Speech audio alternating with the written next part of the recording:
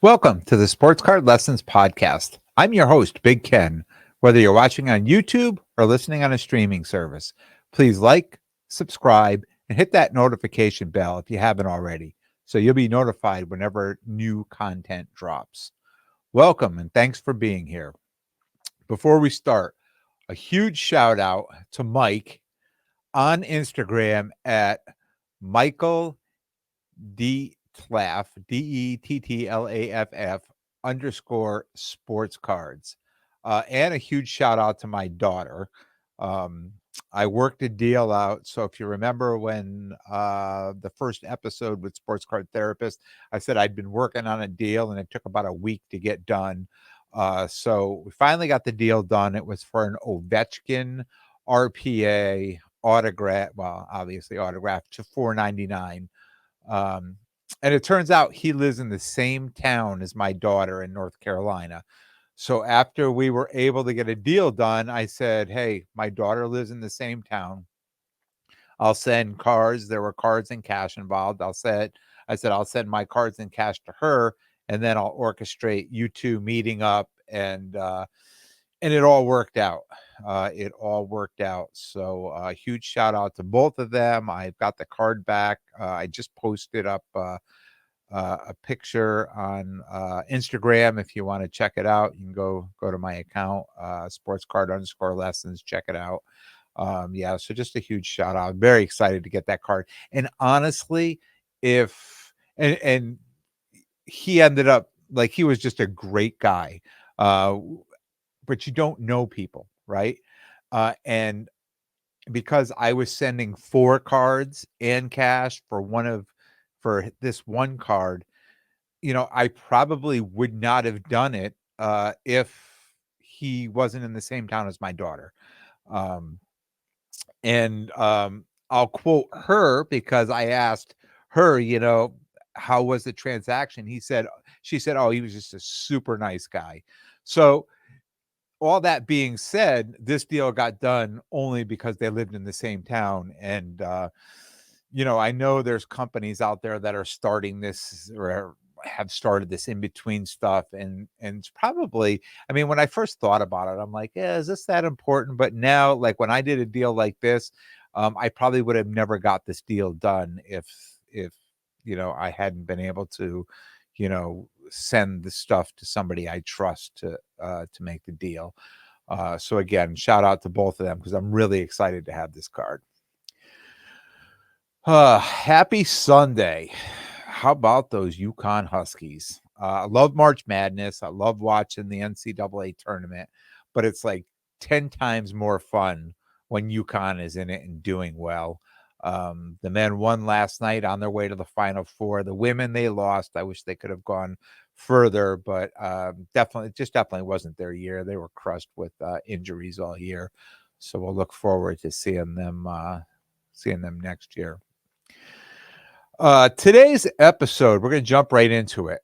Where are all the true collectors? Where are all the true collectors? And before I start, I want to say this episode is not a rant, but an observation. Because even as I started putting my bullet points up, I'm like, is this a rant? And I'm like, it's really not. It's really not. It's just more of an observation, that this is what I do. I see things, I turn them into content, and I deliver them to you. But when I started setting up as a dealer, I felt I was providing a service, to sports card collectors, right? Filling a need, if you will, finding great cards at a great price, being able to rely on people early, finding a lot of people in the hobby early that, helped me figure out where I can buy cards at a decent price, and then bring them to the show, sell them for a small profit, and basically to continue being a dealer and to fund my PC. And at that time, this was it was probably 75% into the rise of the hobby, if you will. Most people were paying 90 to 100% comps, and those comps were fluctuating. They were jumping up. So, Sometimes the profit was better, like, you thought you were buying at 90%, but by the time the next show came, you may have been able to get, 20 or 30% profit on it versus, the 10 or 15%. Uh, but I feel since the market correction, everyone that starts coming to my table now, this is going on a lot of shows now, but everyone that comes to my table is just trying to buy cards that they can immediately flip for a profit. Whether they're, setting up as a dealer or they're selling these cards online, I just feel that everybody that shows up, I mean, they're buying the cards that they immediately want to flip. One of the problems I see with the smaller local shows, um, is people are just coming to buy. And I think like I'm a dealer. So when I don't set up, I still go to those local shows. But a lot of times, like if I find something that I can buy, that I feel I can put in my case, because I talked about this last episode, 2 episodes ago with my guy Rob. I mean that I buy first to put in my case, but if I see something that I could PC, I get excited. I'll buy it. But really, I'm out there looking for things that I can put in my case, because I just find it harder and harder to find things to put in the case. Um, Everybody wants to get cards under comps. They resell, they try to make money on it. Um, Funny thing is, like when I set up today, people are offering me. They're making offers on cards for less than what I paid for the cards. I mean, literally less than what I paid for the cards. Because if you're in this hobby, those margins keep getting slimmer and slimmer. And some people get a little upset when I say, you know what, I just can't do it. I can't do that. I'd be giving you the card for less than I pay for it. And they look at me like I'm lying. Like, "Oh, this is the oldest dealer line in the book." And it's absolutely true. It's absolutely true. I know a lot of people buy in bulk. I have a hard time finding people that are selling bulk of all the stuff that I would be willing to put in my case. So when I'm buying cards, I mean, whether it be right or wrong, I'm just buying cards that I want to. If you're selling 2 or 3 or 4 cards that I want to put in my case, of course I'll buy a little bulk deal, right? But for the most part, I'm buying, one here, one there, or two here. Uh, and I'm buying a lot of cards and grading them now because this is what you see that's going on in the market. I mean, everybody's grading. The grading prices are very good. I talked about, I've probably received back 150 cards from PSA that I've had graded over the last 4 or 5 months. And I have about another 60 or 70 out there right now. And these cards seem to be the only ones that I can really turn a profit on. The only cards I sold at today's show were cards that I graded myself. Every card that I sold at today's show were cards that I graded myself. Any cards that that were already graded that I had purchased, not one of those cards sold today, because people are coming in and saying, "Hey, I'll give you 70 or 75%." But I just refuse to sell anything less than 85% of comps. And I know when I'm buying a card to put in my case, I have to say in my mind, what's the comp on it? 85% is really where I'm probably going to end up selling it. Does it make sense to buy this card or not? And that's what I have to tell myself. And beyond that, why should I put all the work in? Right? And especially the cards that I grade. You got to go out and find a card that's actually gradable, right? We know how difficult that is, especially with Panini. So many cards come through there that are, damaged and print lines and, whatever. Um, you got to find a gradable card. You got to send it off to PSA. There's shipping, there's insurance, there's waiting for it to come back. And you're taking a chance too when you do that. Like I'm sending cards off. I mean, I don't know, by the time they come back, the prices could be down on them. I may have to just sit on those cards and hope that the prices come back or sell those you know, for for for less than what I'm into them for. But why should I give away my earned profit to anybody else. I mean, why should I go through all that and then get this card and then have someone come to the table and say, "Oh, I'll give you okay, I'll sell it to you." Why am I going to do that? The business plan just doesn't make sense if I do that. If I'm giving those small margins away. And I had a guy say to me today, "How am I going to make money on this card if I buy it at 85% comps?" This is me selling that card saying, "Look, 85% is the best I can do." He says, "You know what? 15% is not worth it on any card under $1,000." And I said, "Really?" I said, "Where are you selling the cards for 100% comps? Because that's where I need to be selling the cards. Obviously, I'm wasting my time here. Because if you're going to come buy this card for 85% and you can sell it for 100%, that's where I need to be selling a card. Maybe it's not at these shows. Maybe it's somewhere else. I would think that the shows are they've been for me the best chance to make a decent profit. Um, local shows have been a decent buying experience for me, but not the last few. I just see that these margins are just changing, and you know, I understand. I'm trying to buy football in March, February and March, um, and it's just not happening at the shows. It just not. I mean, the prices of some of this stuff is just it's just way too high. Um, I mean, I've turned online. I've been buying some stuff online, and it seems like, the online is reasonably priced right now. I mean, when we go online, that's what generates the comps, right?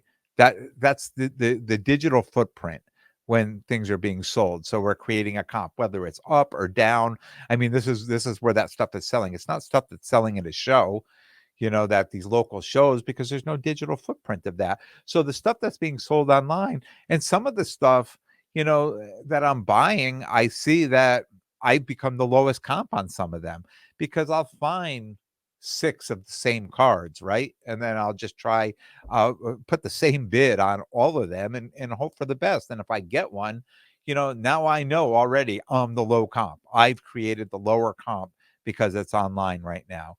Um, I hope anyways, because if I buy that and then one sells for less, then now underwater in a card if somebody's going to sell it for less than what I paid for it. So there's a very fine line there when you're buying that stuff online. Like you really have to, you have to try to, know the market and, know your margins and know kind of where you want to be. Um, I talked about set up at a local show today. And I hate these long stretches between shows. I have a habit of forcing in a show to tide me over until the bigger shows come. Probably about as smart as a quarterback forcing a pass on first down, right? Um, and I find when I do that, when I start saying, "Wow, I've got nothing for a few weeks. Let me go to this show. Let me set up." And I talked last week about these local shows being very busy, and just being not comfortable for me bumping and grinding on one side of the table. So I said I called the promoter and I got a table. He got me in, and so I set up. Um, I was excited as I always am for a show, couple days before, getting everything priced, my new inventory, new stuff coming back from PSA, getting it into the mix, I get there, I'm early setup, um, get everything together, and I'm like, "Okay," and you always feel good, right? You show up at the show, you always feel good. There's gonna be 100 things out there I wanna buy, um, so you always feel good about that. And then when you get all set up and you get going, you get out, you start looking around the cases and you start to realize, "Oh, man, nobody's got anything I'm looking for." It's gonna be a long day. And even there were a couple of guys at the show had some decent football autos or RPAs that I thought, "Wow, these are pretty good." Yeah, they're like 2, 3, 4 times the current comps. Um, Look, I get it. It's football's done, even though I think football is really held much better than it did last year, comp-wise, but I understand the comps are down, um, and people don't wanna sell, at current comps when the comps are down, um, but when I started looking up the comps on these cards, you know, get the phone out, take a picture, the whole 10, and then all of a sudden you start realizing, "Wait a minute. They just bought this card, like, last week on eBay." Look at the serial number on the PSA slab or the BGS slab, and you're like, "Well, don't give me this whole prices are down and I'm really" look, I can see you just bought this card last week or a week and a half ago. So now that digital footprint I talk about, it's right there. And I saw this at the Philly show too, and I didn't see it a lot because I really didn't comp a lot of cards at the Philly show, but I did come across, some it would have been for me prospecting. I did come across some cards, um, and I started realizing, man, maybe I should just go home and buy this stuff online. So I started searching eBay, the PWCC, Facebook groups. That Facebook group after the Philly show, that's where I found the Ovechkin RPA. Just going through these groups online. Um, Here's my issue with doing that, though: the digital paper trail. Right? Everyone knows what you paid. If you buy a card, just like I knew what they paid, if I buy a card, someone is going to come right away and say, "Look, I know this is exactly what you paid. This is your car." Especially if it's numbered or graded. Now, if it's raw, it's a little different. You can do what you want. Um, I I don't buy many raw cards online because 8 out of 10 times they show up, they're non-gradable cards. Even when they say, "Oh my god, this card, it's almost guaranteed a 10," and you get it and you realize it's probably a 7 at best.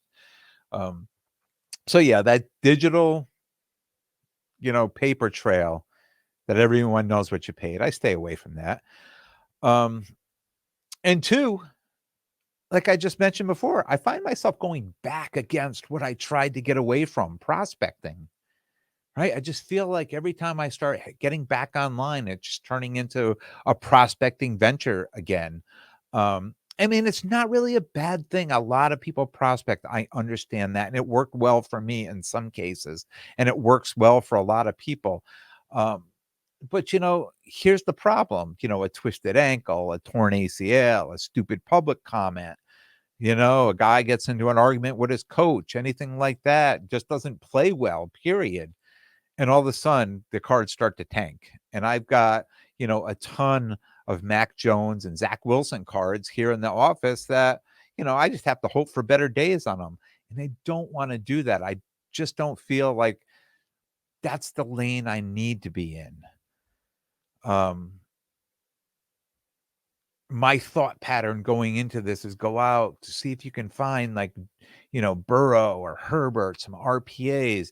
These things are like 3, 4, 5K. Right? And these are the prices that are down, right? Will they come up for summer? I mean, if you buy them, you hope they do.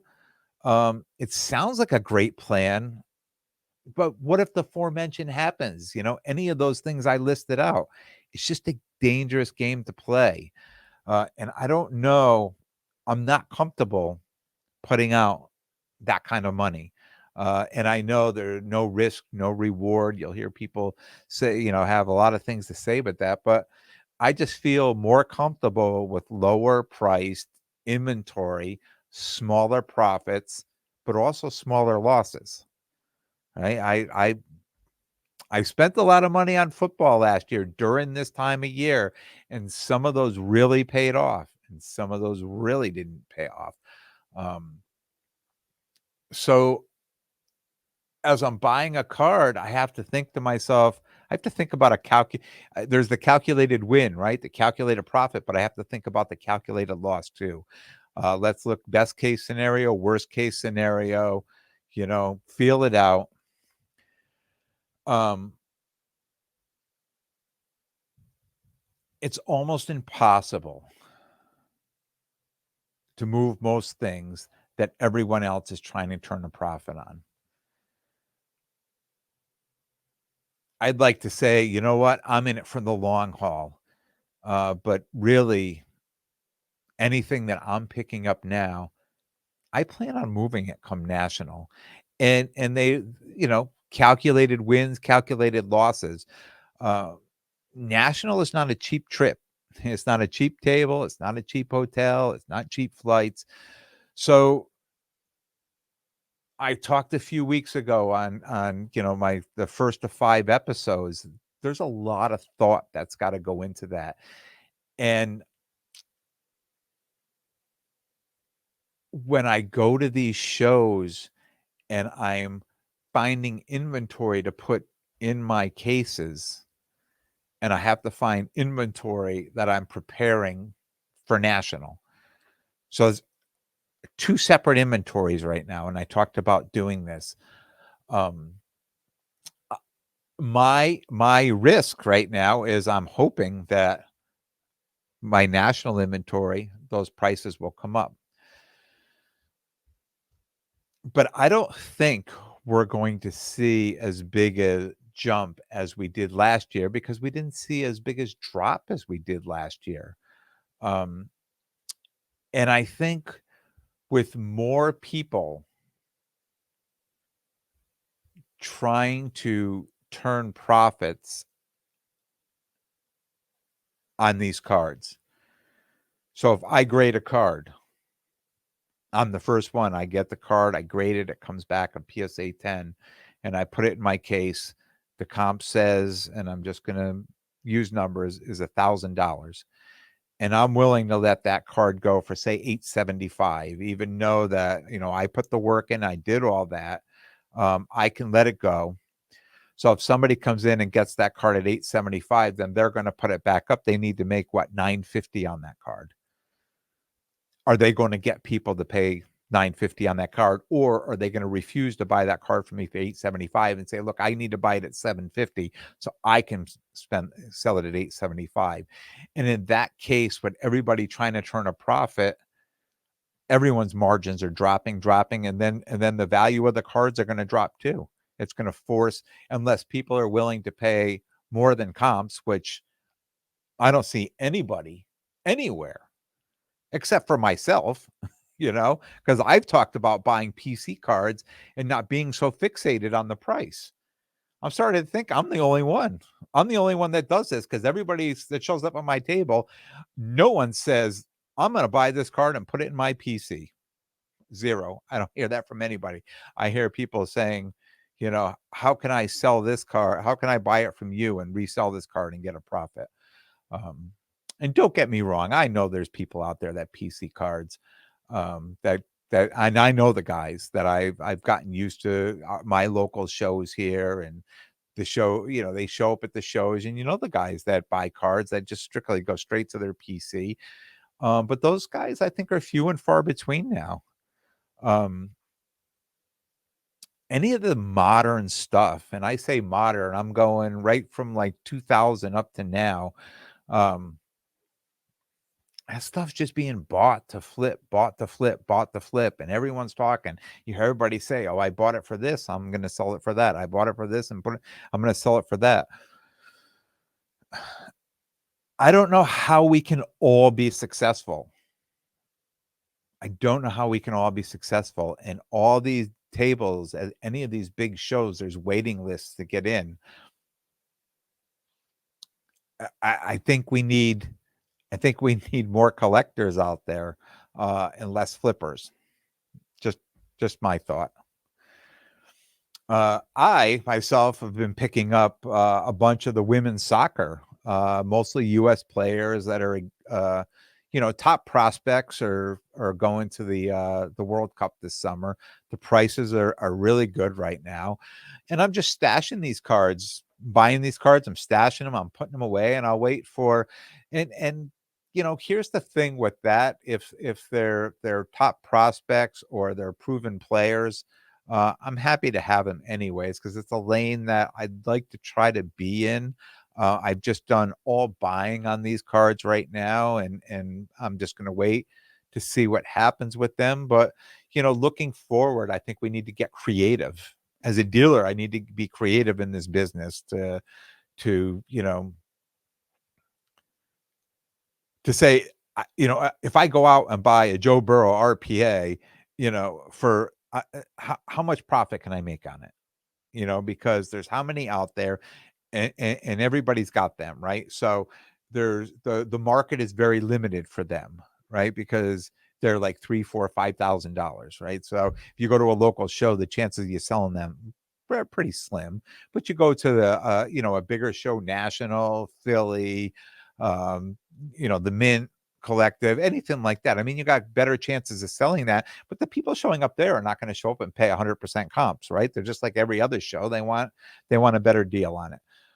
So it's tougher to move those cards. So, here's my lane. I'm finding these lanes that I'm trying to, get into, and hopefully that I get these people that are, I find people that want to collect the women's soccer, or even if it's just for World Cup, or, it's just brought to the attention of people to say, hey, these players are great, and they're really shining on a world stage. And I'd like to grab a couple of those and, put them in my PC, because I don't think those are going to be cards that people are going to be trying to flip. Could be. I mean, I am, but I'm buying them now. So, hopefully you'll find people that'll PC. So, and some other cards too, like this pop culture, pop century stuff, and the music cards I got. I mean, those are more of a specific lane, which I think would attract more collectors, right? If I can find them, if I can get my product in front of them and find out where they are to put it out in front before I go ahead and put it online. Because obviously I could put it online and I'm going to get it in front of the world, right? But I would like to try to do this on a much smaller scale than a bigger scale. So if I can find that collector, the collectors for that lane, right? It could work out well for me. I have a couple bigger shows coming up next month, and I can't wait to see what the buying and the selling experience will be. But I have a feeling it's going to be a lot of the same. I have a feeling it's going to just be a lot of flippers coming in trying to, buy cards that they can, just turn around and move somewhere else. And I think that just hurts the the the the the card show market if everybody's a flipper and there's nobody left collecting or holding on to these for any extended period of time. That's all I have for you today. I want to thank everyone for tuning in. And if you like what you hear, please definitely subscribe, and most importantly, tell a friend and spread the word. Until next time, take care of yourselves and everyone around you.